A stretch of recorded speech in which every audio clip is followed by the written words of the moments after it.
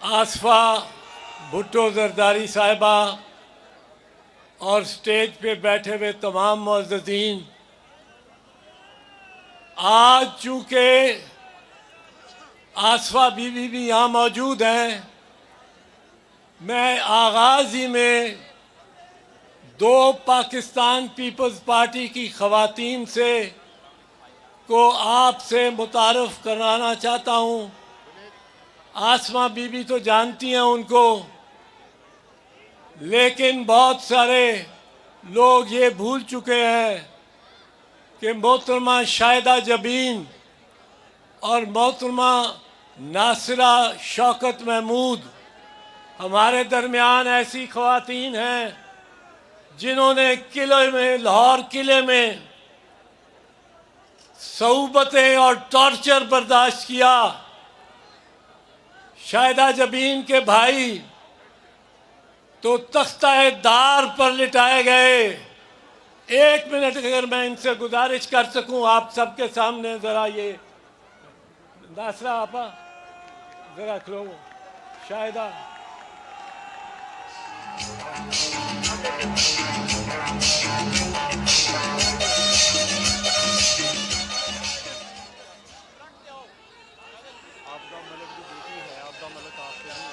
आबदा मलिक साहब यहाँ नहीं है, पर उनकी बेटी भी आ जाए ज़रा।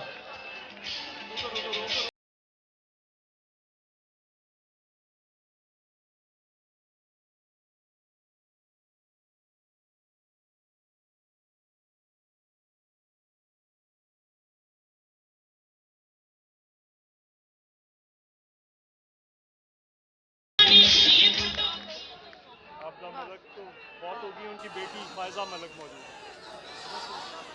जनाब चेयरमैन साहब,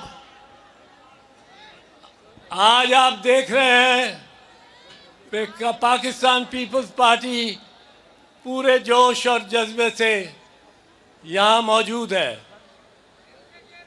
यहाँ आलम यह रहा है कि एक वक्त में को 10 साल, एक दिहाई पहले मैं एक वकला की तहरीक की क़यादत कर रहा था और मुझे बार बार ये कहा जाता था, अगर वकला की तहरीक की क़यादत तुमने करनी है तो पाकिस्तान पीपल्स पार्टी को छोड़ के आओ। मैं हर वक्त ये समझता रहा हूँ और समझता हूँ, और आप में ये जज्बा होना चाहिए। मैं कहता था कि पाकिस्तान पीपल्स पार्टी मेरी फैमिली है और मेरे खून में दौड़ती है, इसको मेरे से जुदा नहीं किया जा सकता। हालिया कुछ माजी में भी कुछ इस किस्म का तस्सुर पैदा करने की कोशिश की गई कि जैसे मैं पाकिस्तान पीपल्स पार्टी के डिसिप्लिन से मुनरफ हो रहा हूँ और पाकिस्तान पीपल्स पार्टी में नहीं हूँ। ये तस्सुर बिल्कुल गलत था। मैं आपके सामने खड़ा हूँ, मैं चेयरमैन भुट्टो के जलसे में, चेयरमैन भुट्टो की कैंपेन में मौजूद हूँ और चेयरमैन और आसिफा इनके साथ खड़ा हूँ।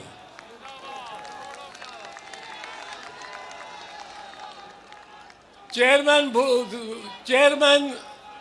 बिलावल भुट्टो जरदारी, जब से इन्होंने एक अहम किरदार पाकिस्तान पीपल्स पार्टी की सियासत में अदा करना शुरू किया है, तो कई किस्म की बहसों को जन्म दिया गया। एक ये कि ये बुजुर्गों को सियासी जमात से निकालना चाहते हैं और किसी तरह भी ये बर्दाश्त नहीं करते कि बुजुर्ग पार्टी में रहें। चेयरमैन साहब को याद होगा कि 2015 में दुबई में ये तजवीज़ मैंने ही दी थी और मैंने ये अर्ज किया था वहाँ, और इस पे बहुत बहस हुई थी कि एक पीपल्स पार्टी 60 साल से कम लोगों की, कम उम्र सियासतदानों की बनाई जाए, और एक पीपल्स पार्टी, क्योंकि 2 पार्टियां हमारे पास रजिस्टर्ड थीं, एक पीपीपी और दूसरी पीपीपी, 4 पीओ वाली पी। और मैंने ये अर्ज की कि एक की सदारत जरदारी साहब करे, दूसरे की सदारत बिलावल साहब करे, और उस पीपीपी में जितने भी मेंबरान हों वो 60 साल से कम के हों, क्योंकि अब ये लोग, ये दुनिया बहुत तेज जा रही है। वो टेक्नोलॉजी जो आ रही है मेरी समझ में नहीं आती, आप नौजवानों की समझ में आती है। आपकी पार्टी होनी चाहिए, पाकिस्तान पीपल्स पार्टी नौजवानों की पार्टी होनी चाहिए। जब आपकी क़यादत नौजवान है, जब आपकी क़यादत अभी बुजुर्गी के दर्जे में नहीं पहुंची, अभी बिलावल, चेयरमैन बिलावल और आसिफा के हाथों में है। ये जिस तरह यंग पीपल हैं, यंग पर्सन्स हैं, अब नौजवानों का दौर है, नौजवानों को आगे बढ़ना चाहिए। हमें तो टेक्नोलॉजी समझ नहीं आती, ये टेलीफोन मेरे हाथ में है, अक्सर फ़ोन एक को करना चाहता हूँ, फ़ोन दूसरी तरफ अमेरिका चला जाता है। तो मैं ये अर्ज करना चाहता था कि ये अब पाकिस्तान की पीपल्स पार्टी की हुकूमतों का क्या खासियत रही है। 3 पार्टी की हुकूमतें 3 मरतबा आई हैं। कभी एक ये नहीं हुआ कि एक ही वजीर आज़म हो, नवाज शरीफ ही आएगा वजीर आज़म के तौर पे। राजा परवेज अशरफ भी रहे, यूसुफ रजा गिलानी भी रहे, और अब बारी है बिलावल भुट्टो की।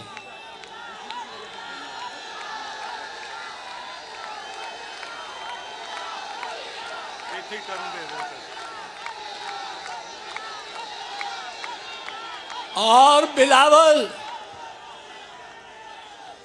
बिलावल के हाथ में जो तख्ती है उस पर 10 मकासद और मंशूर के 10 अहम नुक्ते दर्ज हैं।